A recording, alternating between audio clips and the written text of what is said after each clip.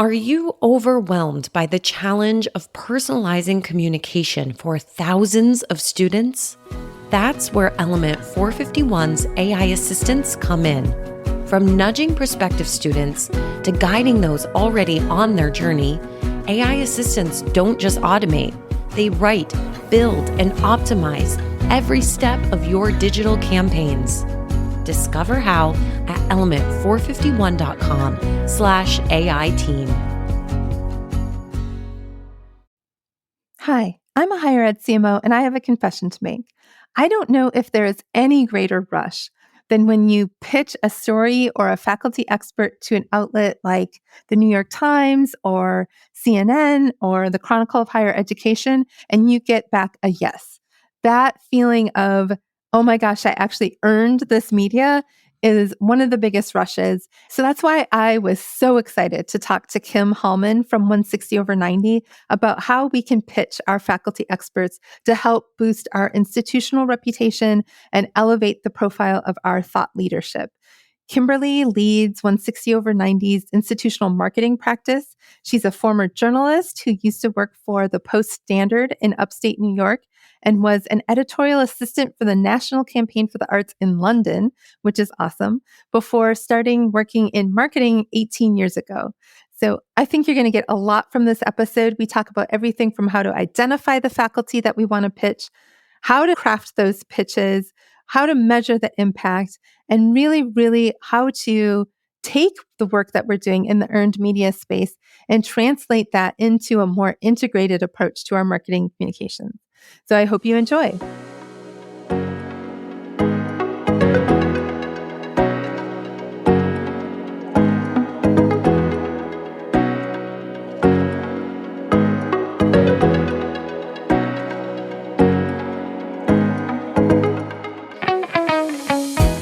Welcome to Confessions of a Higher Ed CMO, a podcast that empowers higher ed marketers to bring innovation, creativity, and excellence to their work.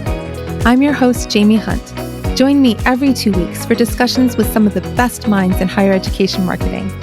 Confessions of a Higher Ed CMO is part of the Enrollify Network, a robust collection of podcasts designed to help higher educational professionals like you grow. Explore our other shows at enrollify.org or check out some of my personal favorites linked in the show notes below.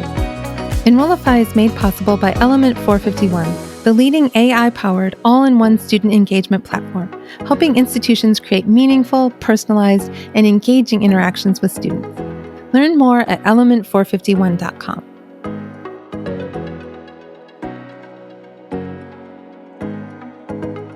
Welcome to the show, Kim. Thank you so much for having me. Happy to be here.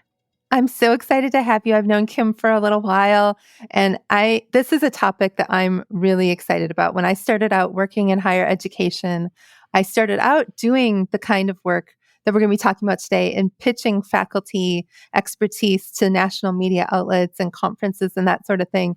And I think it's one of the most fun parts of the job, but it's also really challenging. And I know for a lot of people, it can be really intimidating to think about getting started. So I'm super thrilled to have Kim here to kind of walk us through how she approaches it.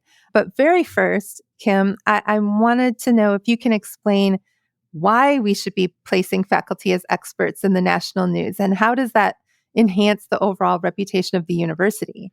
Well, I love this question, Jaime. Thank you. It is a big one to start us off. I have multiple answers to it, but I'll start by saying that PR is, and I think always should be approached as a brand building activity, right? So the crux of PR is good storytelling, but more than storytelling for the sake of it, it's about capturing an institution's strengths. It's about accentuating differentiators. And then, of course, doing that while you're mirroring what's in the news cycle, playing to media appetite. So that holds true for any type of PR.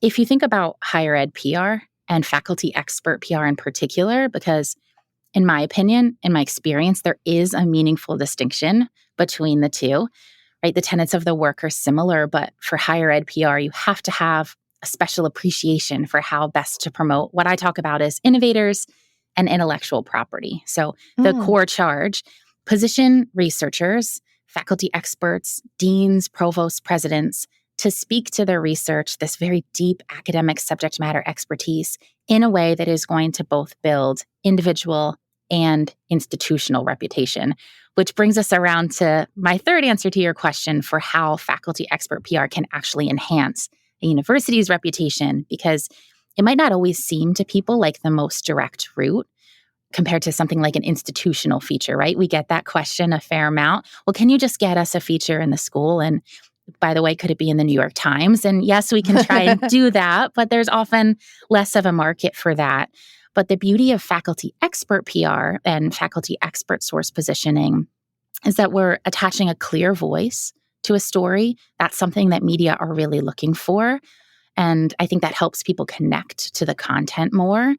And then secondly, while there's absolutely an element of promotion, there's an even stronger thought leadership play. So faculty are super well positioned to draw on their subject matter expertise and apply it to news of the day, themes that are top of mind in the American consciousness. So the story content becomes even more relevant and even more relatable.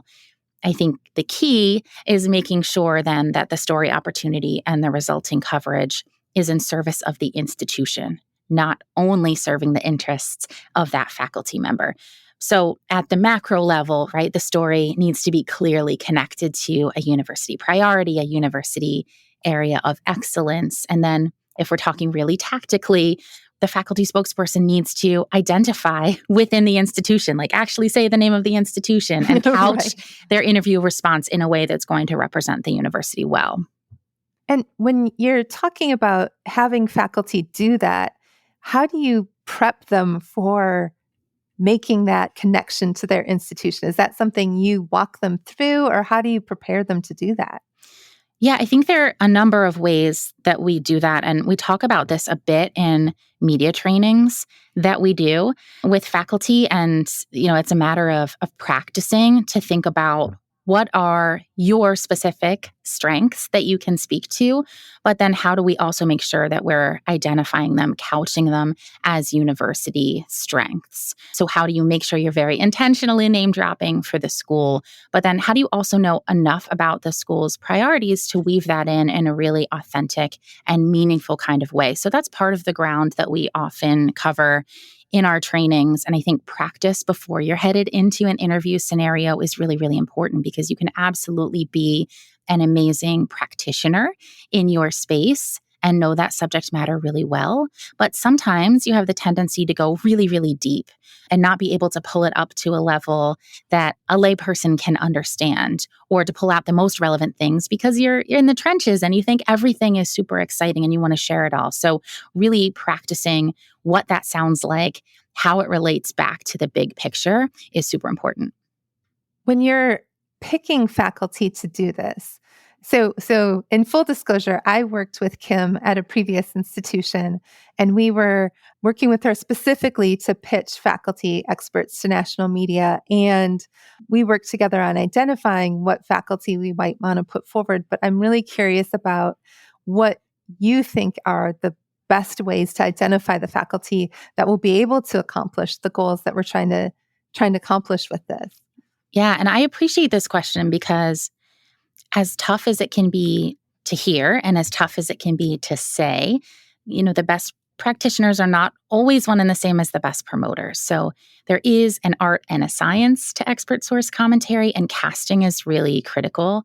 I use that word casting intentionally. Similarly, I might say in a media training, interviews are not usually conversations with the press. They're more choreographed exchanges of information. So the way that I would usually start is asking a university partner where there are really deep pockets of excellence among the faculty and on staff within, hopefully, the content lanes that we've established together. We've thought about what the institutional strengths are, where there is category white space, what our audiences really want to hear, and then within those spaces, where do we have really deep pockets of excellence? Then, in terms of assessing someone's media readiness, if we want to put it that way, I usually start with the discovery conversation. So we want to get smart on their background. We want to ask them some high-level questions about their research, their area of study. And in that conversation, we're trying to gauge things like how articulate they are, about their Mhm. topic, how passionate they are, and if that comes through in a measured way in an interview-like setting. We'll also overtly ask them about their interest in talking with press, their comfort level, whether it's something they've done before, and then also their availability to interview, because media relations is very much a strike when the iron is hot kind of situation. So someone on staff, your PR person, if they're outsourced, they can put out long lead pitches with a very clearly defined time hook and do their very best to move a story through. And the reporter or the outlet can ignore you. They can ignore repeated follow ups for days and weeks and months. And then when they're ready to go, you need to jump on the opportunity or it can be lost that fast. And also, PR is not really meant to be a one and done game. Repeat coverage, stackable mentions, all of that is key to actually driving awareness and association on a topic. So faculty really need to have time, or maybe a better way to say it is that they need to be able to make time for PR amid their many other responsibilities like teaching and research. And then a second layer of defense, right, is that you can also assess faculty aptitude through mock interviews. That's part of our usual training process. So you're replicating as realistic an interview scenario as possible, right? You're putting your reporter hat on, you're selecting an outlet to represent a story topic, coming up with questions, and then actually role playing with that faculty expert to test their composure, their ability to field questions, their ability to stay on message and on brand.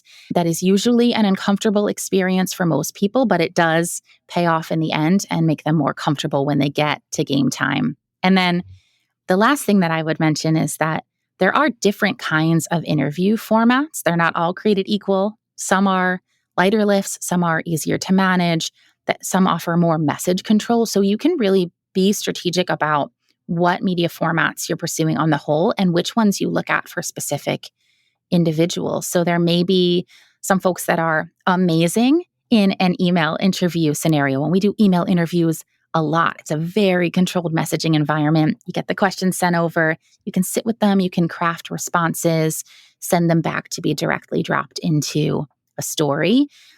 Or you could get to a phone interview, which has more interaction, more need for an interviewee to take control and steer the conversation, all the way to a live broadcast interview, which usually could be the most stressful for some faculty, but there are some that absolutely shine in that scenario and light up and pull on the energy of having an audience. So coming out of any media training, I think it's really important to think about the individual and what makes them comfortable and most well represented of their topic. And then we can recommend specific media formats or interview formats that will allow them to shine.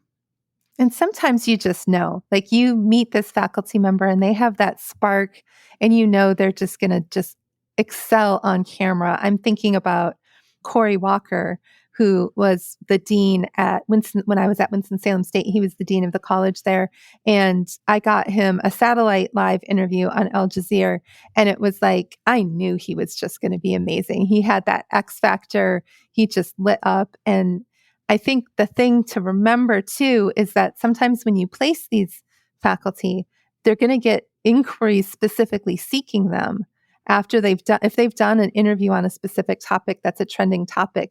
You might find another outlet is like, oh, I want this person for that topic as well. And it starts to snowball. And in a lot of cases, I have found that faculty get more and more comfortable as those interviews go. And so I just don't want people to sort of rule out as well people getting more and more comfortable over time as they do interviews. Maybe they're not ready for a satellite live to, an international outlet on day one, but as they go through maybe 4, 5, 6, 10 interviews over a couple of months or something, they might be ready down the road as well. Yeah, absolutely. And that's why we do really kind of look at different interview formats on a spectrum, if you will. And, some people are ready to start toward the upper end where they might have that audience or they might be on camera because that's what fills their energy bucket and they just thrive in that setting. And there are other people who we really want to start maybe in an e-interview format because it gives them more time. It gives them a deeper opportunity to sit and craft and hone the message, and then they work their way through. So it's not a one and done evaluation. I think you really need to think about how you're best positioning these spokespeople on these core topics over time, and you can work up to that. I'm thinking about how you get faculty to buy in and want to do this.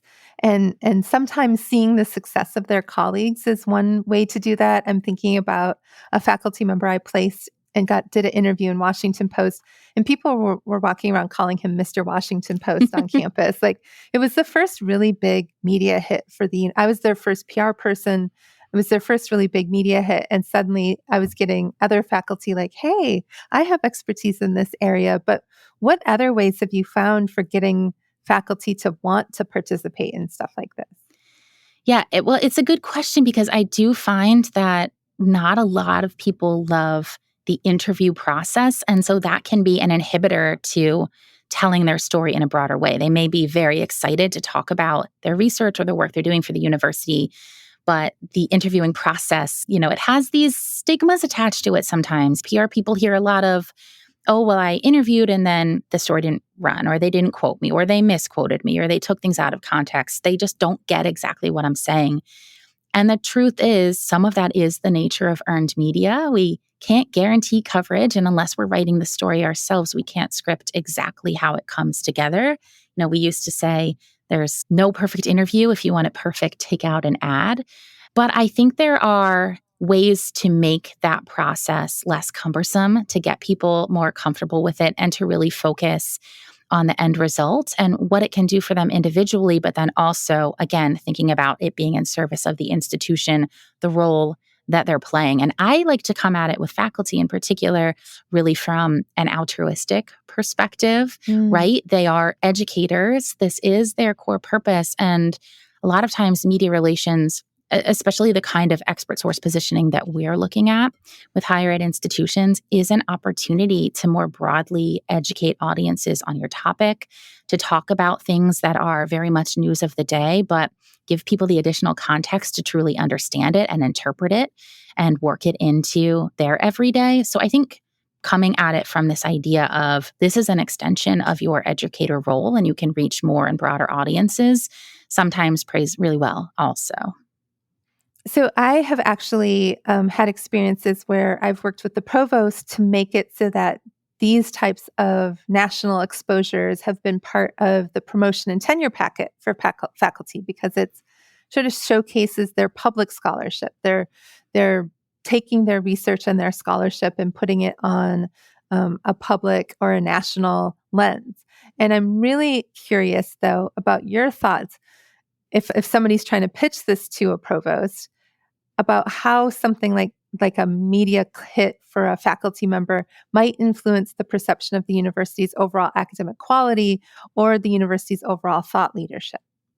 I do think it's so important when we want to boost reputation, where we want to shift perceptions, where we want to make sure that the narrative is about academic and research excellence, to allow our academicians to represent that for us. There is a place where institutions themselves can talk about new programming, enhanced curriculum, but really getting into academic strengths, where they pull apart from their competitors, where they are solving for grand global challenges. I know everyone talks about that in the space, but it's true in terms of the work that all these faculty are doing on climate change and sustainability and social justice issues and so much more. Our academicians, our faculty experts, our researchers, they're the ones that are on the front lines of those things. And so giving them voice to speak about it on behalf of the university, I think delivers a whole nother level of authenticity. And if we can provide the training on the background to make sure that absolutely they're representing the university in the process, not just themselves, but bringing it back to the big picture of why the university is committed in these spaces, that really is a win-win. And I think consumers, your end user audiences, sometimes we don't like to talk about them as consumers in higher ed, but in a lot of ways they are. I think they relate to the content differently, and people are moved by stories. We're literally hardwired to appreciate them. And so we respond to compelling content, but I think we relate to other people. So finding those different voices to take those stories forward really becomes sticky for people on the other end. One thing I tell graduate program directors in particular is that a lot of times graduate students are looking at their faculty that in a program to see what their level of expertise is. And beyond journal articles, speaking about their research or contributing to the national conversation on a topic is one way that you can demonstrate that your faculty are excellent, right? It's like the media kind of gives you this third party validation that, yes, you know what you're talking about. I mean, would you agree with that thought? Absolutely. Absolutely. And I just wanted to circle back to something you mentioned there beyond publishing in journals when you talk about national news outlets as well, because that really is a focus area of mine and 160 over 90s.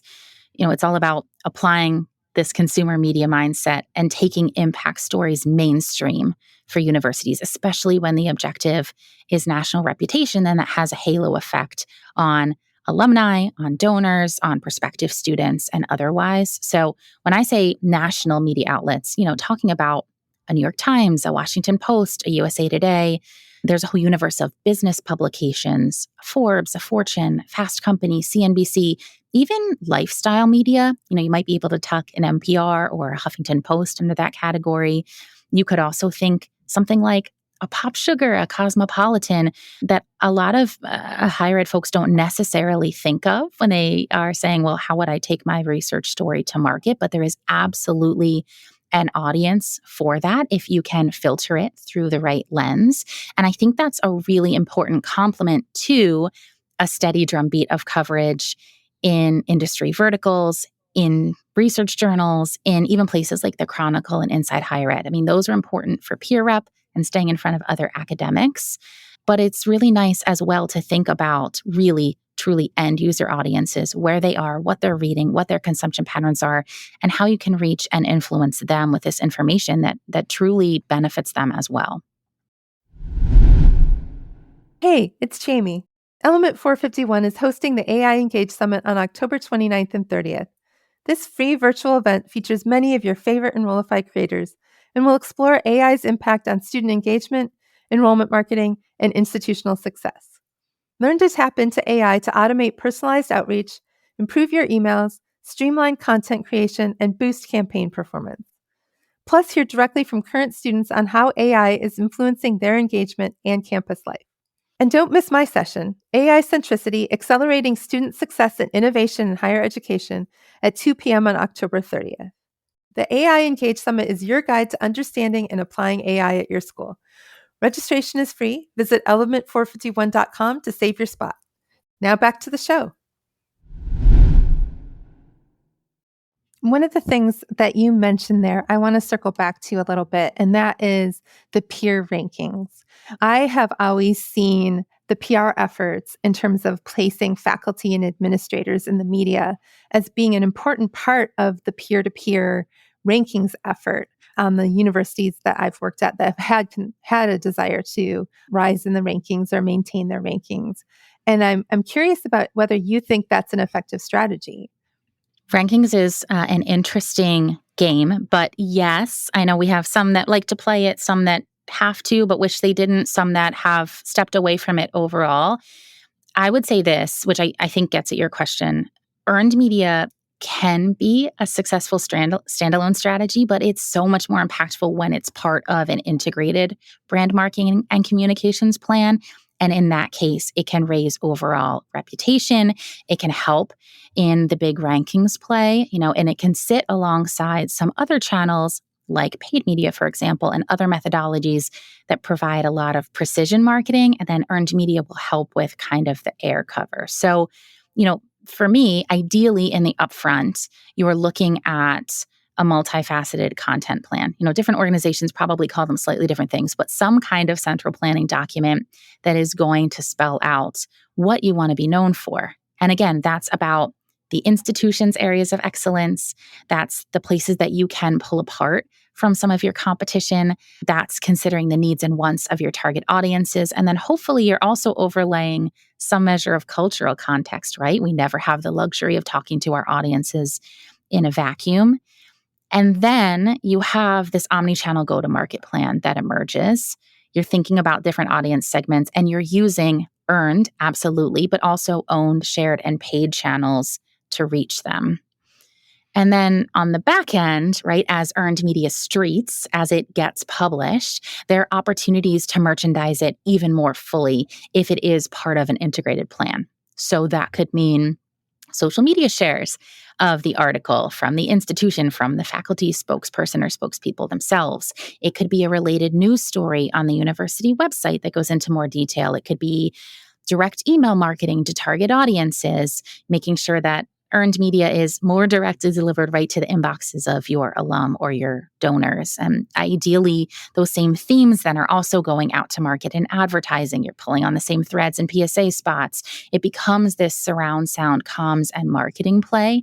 And I think as one sort of quiver in your arrow, earned media becomes really, really important in reputation and rankings objectives for universities.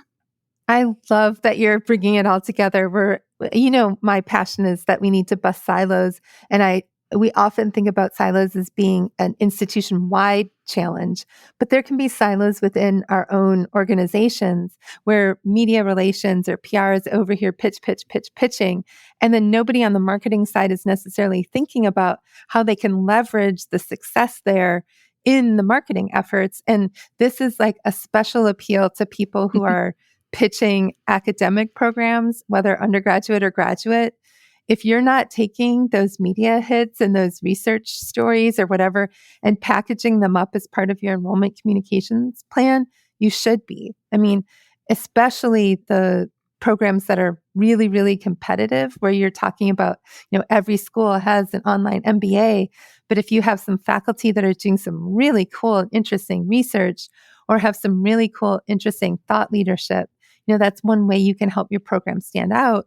And then you're leveraging the work, all the hard work that the PR folks are putting into this, all the work that the faculty are putting into it to kind of tell that story in a different way and more broadly. So thank you so much for bringing that up. I appreciate that. Absolutely. I want to pivot slightly because this episode's coming out before the 2024 election. And I know not everybody's going to hear it before the election, but there's going to be some good advice in here, I think, that'll apply even after it.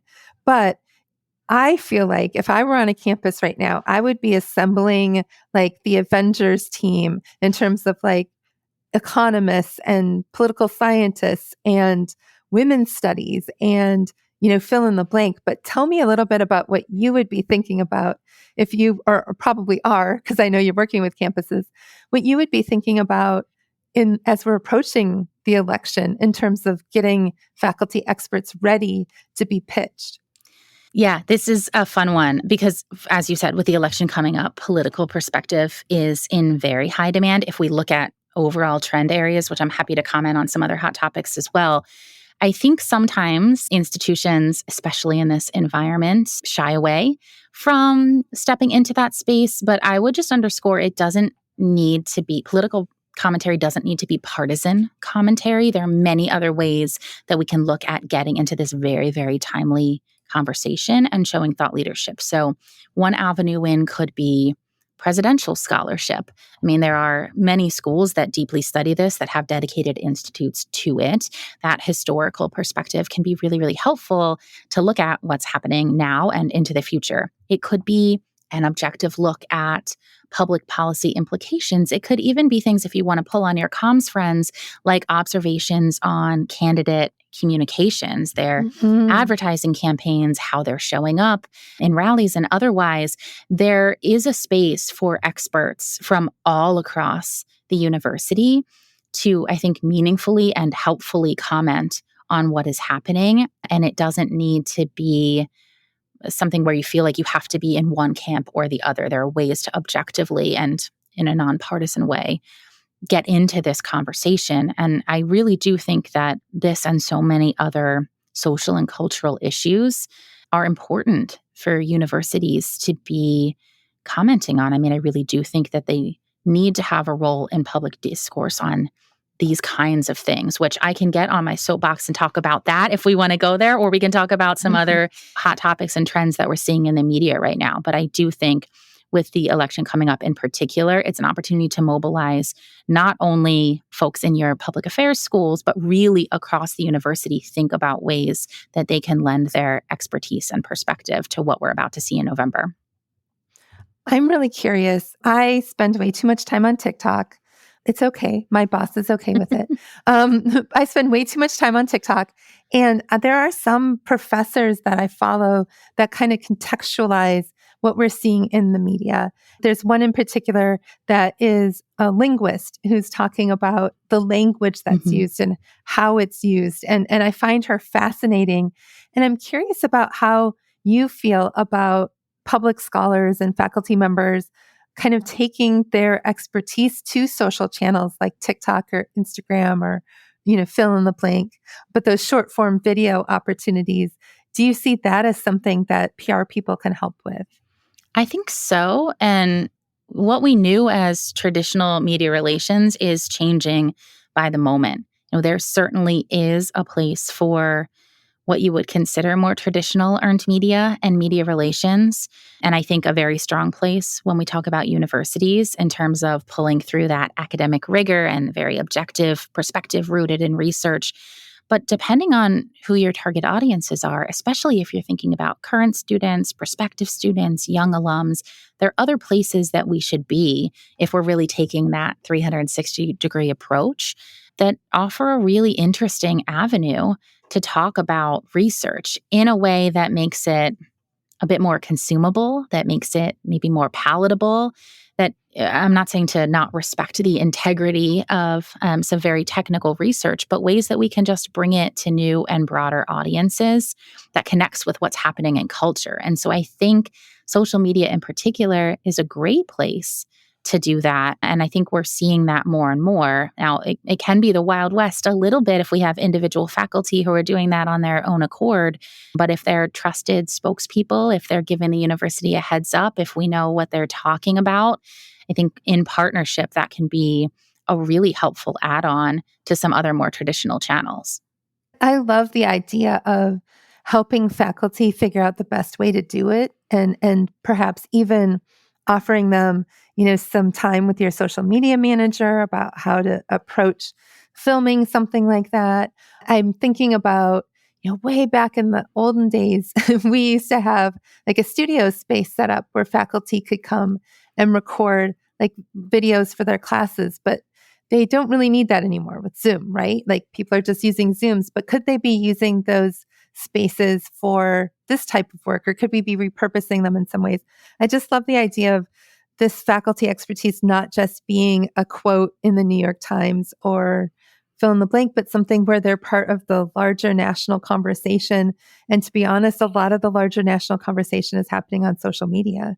It is. And I'll get a little bit lofty here maybe again, but if we think also about the mission of these universities to democratize knowledge, right? To bring it out of sometimes these walls that have held it in, these bubbles, we can do that through much more accessible channels like social, as long as we're doing it in, a professional and thoughtful way that still absolutely enhances the reputation of the university and allows us to meet audiences where they are now. So I don't think media relations needs to be any one thing. And I think, in fact, if it is many things together, it's much more effective.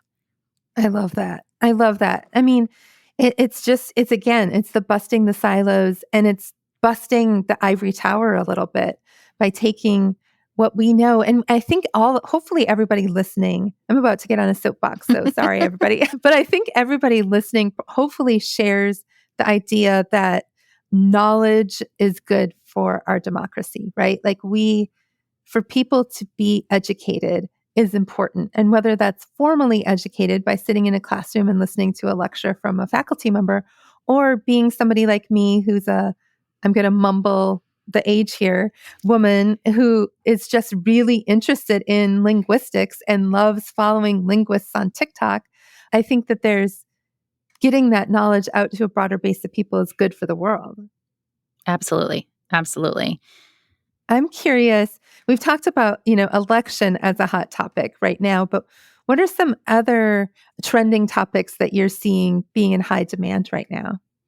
A couple, actually. And I'll start with one that is probably obvious, but there is a market for it. So I will say the future of higher education. And this is Mm. a double-edged sword, but there have been for years now, but there continues to be so much conversation about the college value proposition. And on the front end, still, of course, tuition rates and bigger affordability conversations. On the back end, career preparedness, the future of work. Everyone is saying that. And competition that's coming not even from other institutions necessarily, but companies who are providing more direct learning pipelines as an alternate to college. So that is one that continues to be there. And I think important for our institutions to be leading that conversation and not letting other aspects of the workforce necessarily have it for us.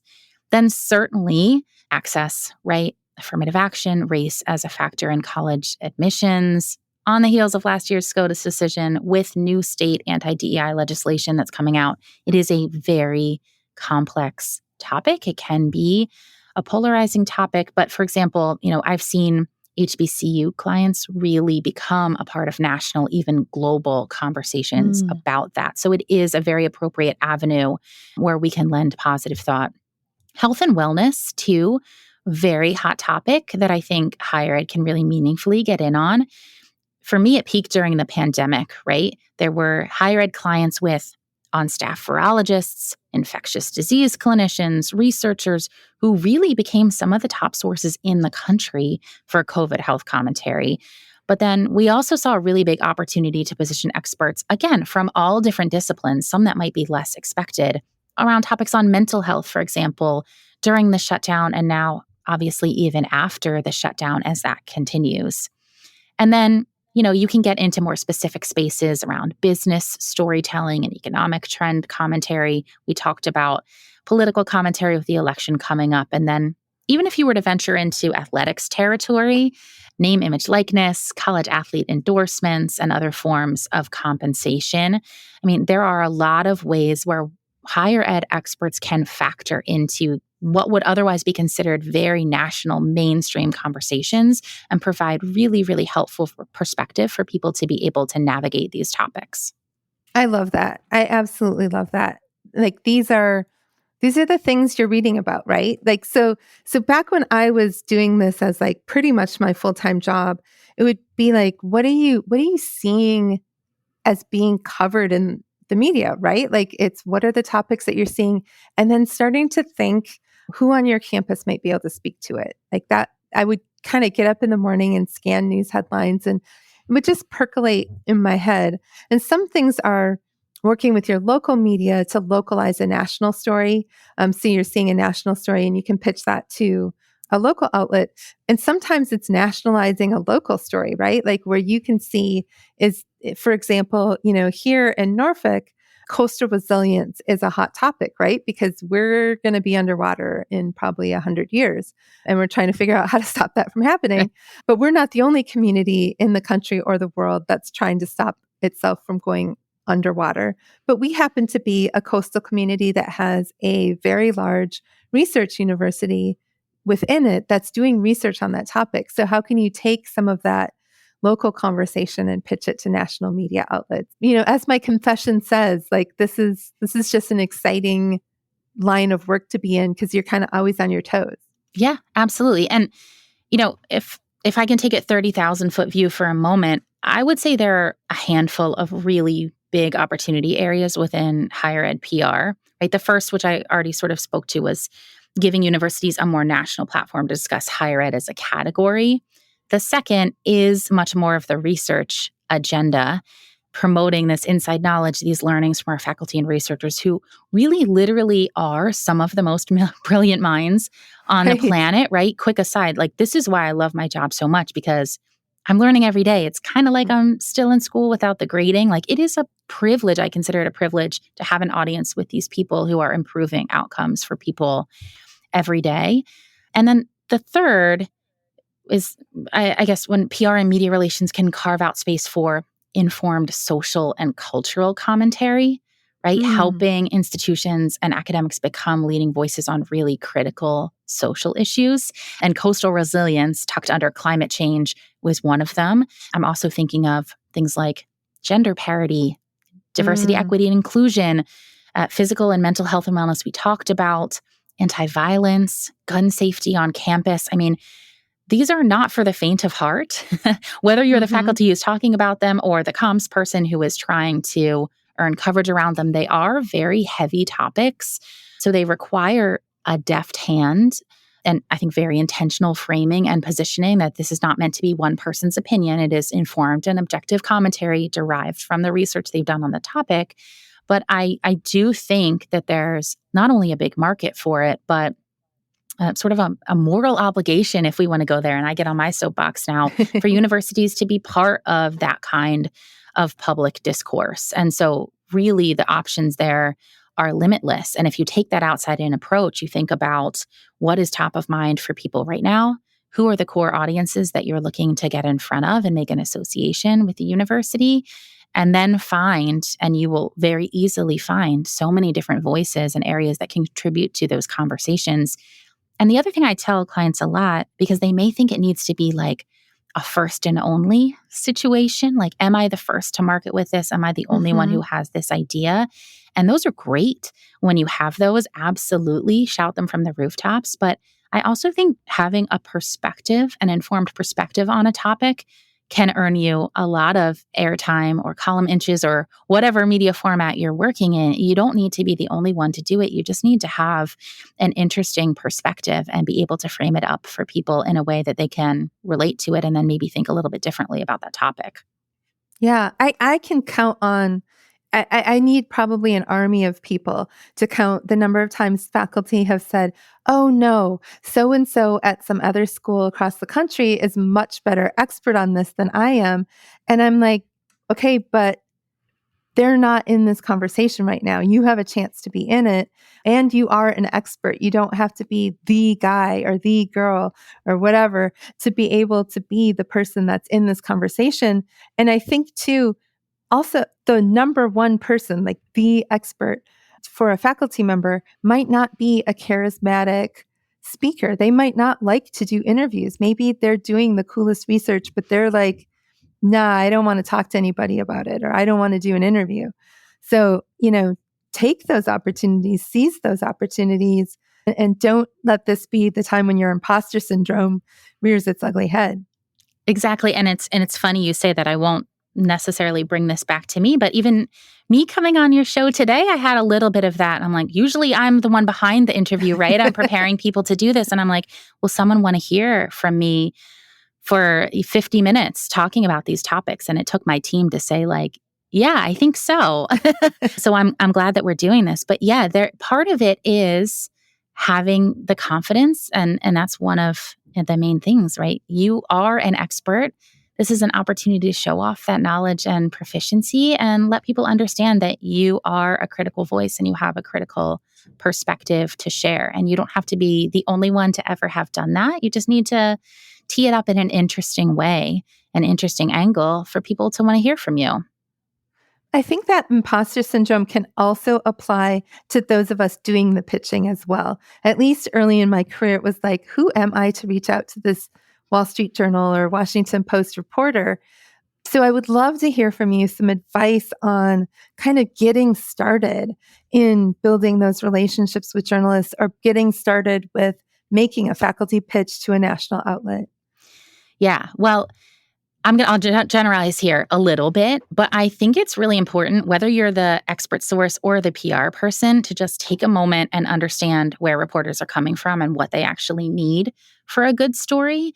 And that has changed over time, but some standards, they are generally very well educated, but not necessarily super, super well informed on your very specific subject matter. They might cover multiple beats now. They might know enough to be dangerous, but not know all the nitty-gritty details, or maybe their general assignment. So, be prepared to meet them where they are and appropriately educate on your topic. They're always on deadline. It is always a fast approaching deadline, even if you pitched them weeks ago. So keep that in mind. They're also very task saturated. Newsrooms just aren't staffed like they used to be. So fewer and fewer reporters covering more and more stories. There's an appreciation for sources that can make it easy for them. And then they're hoping to get some kind of scoop. if it's not an exclusive, like we were talking about, some kind of special perspective, access, angle. So what can you carve out for them? But on their best days, reporters and journalists are storytellers and they're in this with us. I like to think that they are motivated to tell the best story possible, by oath, a true and factual story. And so they're really happy to be connected with good stories and with good story makers. There are a lot of things that make a good story, and it can be, like we said, something that's first, new only, but it can also be something that's innovative, something that's faster, something that looks at a problem in a different way. And then, of course, it can be something controversial or provocative, and we want to try and stay out of that third scenario. New, improved, innovative is where we're leaning in. And then what makes a good expert source? Well, it's someone who's credentialed, and academics are great for this, and they can offer a lot of objectivity too. So I always take stock in that when I'm reaching out, even if it's to a publication where you might think, why would they want to hear from a higher ed expert on this? Well, because we have amazing knowledge and data sources and research that we can point to, but also reporters are looking for a source, I think, increasingly that can provide that point of view. So someone who can ground a story in facts and stats, and we can do that in higher ed, but then also someone who can help put those things into context, help readers and listeners interpret and apply it. And then finally, someone who's quotable. And this is what we work on together, right? If it's a broadcast interview, how do we try and talk in sound bites? If it's an e-interview, how do we serve up those money quotes that we want to see in print? But, I have a lot of tips for how we can best do this. What do we absolutely need to do as a baseline? And then where can we plus it up? So there are ways that we can work on that together. I always tell people the answer is no if you don't ask. So if you don't pitch, you're not going to get the placement, right? And kind of doing best practices to make sure you're doing that. And I think about when early in the pandemic, like April 2020, I got Anthony Fauci to come on this little tiny radio show. No offense, Elwood Robinson at WSSU, but it was a teeny tiny radio show. And we got Anthony Fauci on it, and people would be like, well, what did you do? How did you get Anthony Fauci? And I was like, I asked. First of all, he wasn't going to come on. He wasn't going to pitch himself to Future Focus with Elwood Robinson on the Jazz public radio station. I asked, but I also made a case for why he should come on the show, right? And I think this is sort of like reverse engineering what we're talking about, but like, what will he gain from this? Why would he have a personal interest or a professional interest in speaking to the audience that Elwood had for that show? And I also knew who to pitch to. So I knew Anthony Fauci is not reading his emails in April 2020. His chief of staff and his communications directors are the ones reading his emails. And so they're the ones I reached out to. And I got an answer in 20 minutes. Yes. Wow. So it's like just forming a strategy of finding the right person. You don't want to pitch to the sports reporter the story about politics, right? You want to make sure you've narrowed in on the reporter. You want to make sure you understand they've written about this type of topic in this way before. This might be an extension or a different angle or whatever. And then knowing when and where to reach them. Early in the era of Twitter, rest in peace, I used to reach out to reporters via Twitter because they were trying to build a presence on that platform. And so reaching out to them, they would post like, I'm headed to blah, blah, blah to do a story. And I would direct message and be like, hey, if you want a faculty member to talk about, you're doing a story about, the elimination of free lunch in a school, I have this faculty member that could actually talk to you about it on an academic level. I got so many placements from doing things like that. So it's the who, what, where, and the why, I think are really important in a pitch. Would you agree? 100%. Yeah. It's understanding what the reporter is looking for in a story, who their readership is, what's going to play well, and then serving that up for them with a really strong case for support. Here's why I have an expert who can speak to this topic that we know that is important to your readership or your listenership. they can be available, and then make sure that they actually can be available to talk and hear the things specifically that they can speak to. So you spell it out for them, because again, they're covering many beats. They're running in different directions. They don't have as much bandwidth as they used to. So if you can spell that out in the upfront and then connect them with a good source, then they're much more likely to come back to you and to that source in the future as well. Then you've brokered that relationship. You've made good on it. And now we're a go-to source. We're on call in some cases, which is absolutely the best, because media relations is always going to be a push and pull. But when we have instances where reporters will come to us because they trust us and we know that we're good story makers and contributors, that's the ideal scenario. Absolutely. And I think that responsiveness is so critical, because I remember a reporter saying, like, I always call you first because you always answer or you return my call within 10 minutes. And when reporters are on a deadline, 10 minutes versus a half hour or 10 minutes versus the next day is life and death in a story. It is, and it's so funny, like we were talking about. I mean, you could have reached out to a reporter 6 ways to Sunday over the course of the past year, but when they're ready to receive that story, you've got to be ready to jump. And that doesn't always seem fair, but that's how it works. Those are the rules in the game of PR. But if you can be responsive and be ready to go and make that connection and serve up that expert and move their story through to fruition, then you've hopefully got a friend for life in that reporter. I have a bit of a horror story, because people are always like, what went wrong? Where we had set up, I actually believe it was an interview with the New York Times. I know everyone's like, oh, New York Times, but I think this was the actual scenario. And we had planned for a reporter to connect with an expert.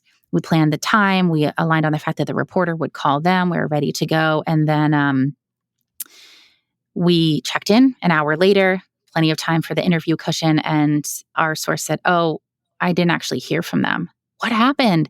So we go back to the reporter and they're like, yeah, I called. They didn't answer. This is a fun learning for me. And the source hadn't picked up the phone because they didn't recognize the phone number. Oh my God. Even though we knew that they were calling at this time. And so when it's the New York Times, you're like, what? How could this have happened? So now we always let someone know this is not only the time they're calling and they're calling you, but it will hopefully be from this phone number.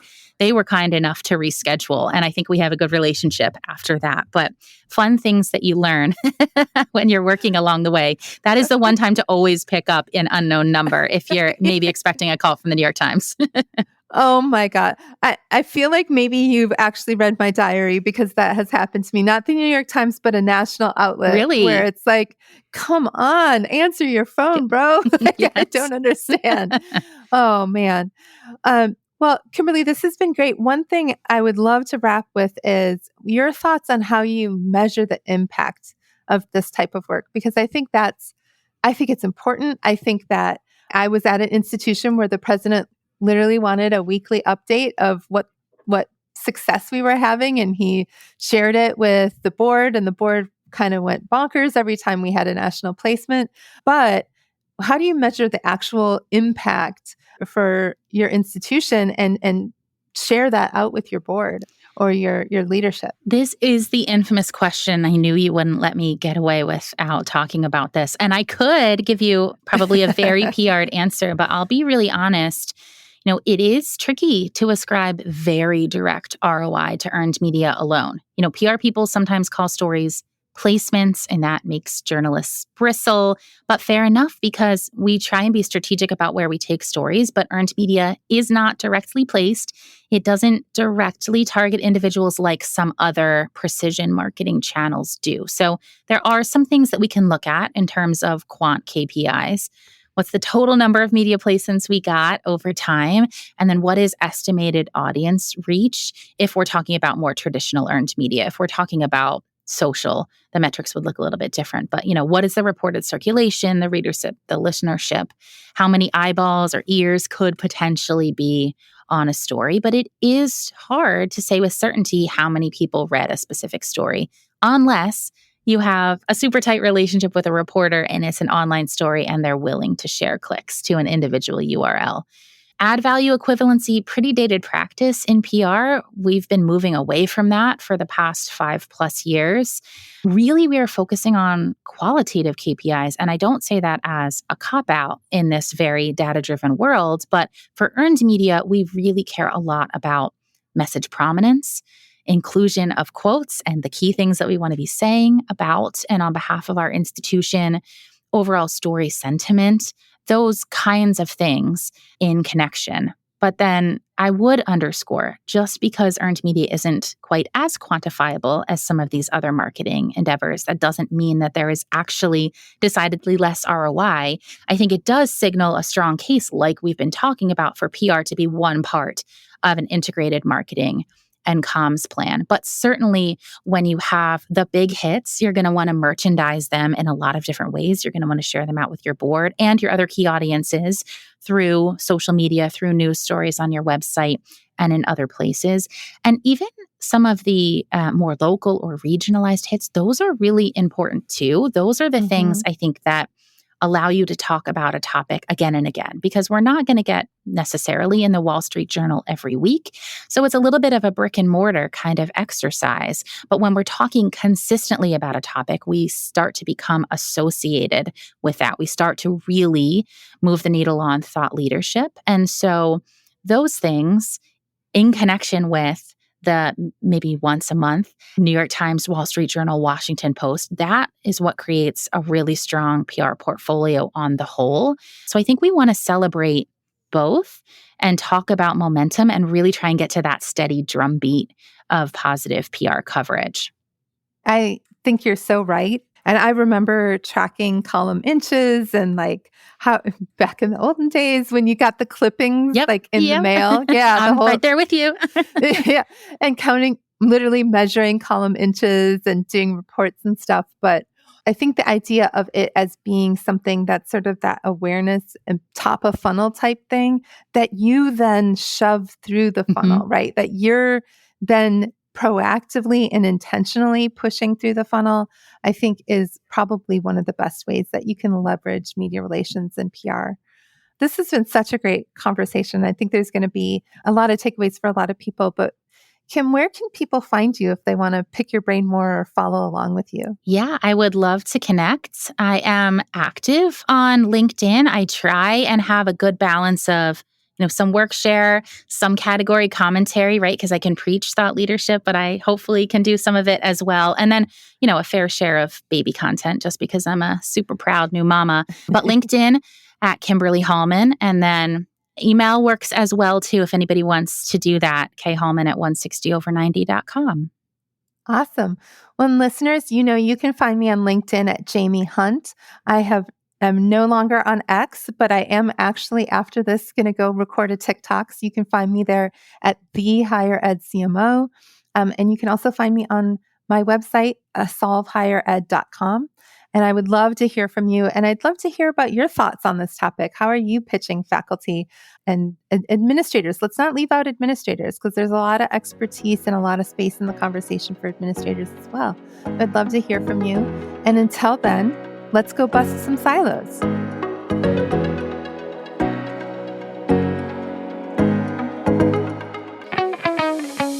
Confessions of a Higher Ed CMO is part of the Enrollify podcast network.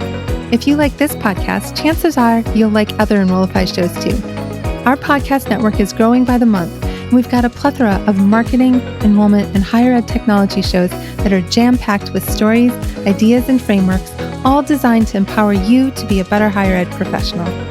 Our shows help higher ed marketers and admissions professionals find their next big idea and feature a selection of the industry best as your host. Learn from Mallory Wilsey, Seth Odell, Jenny Lee Fowler, Eddie Francis, and so many other of your favorite leaders in higher ed. Enrollify is made possible by Element 451, the leading AI-powered all-in-one student engagement platform, helping institutions create meaningful, personalized, and engaging interactions with students. Learn more at element451.com.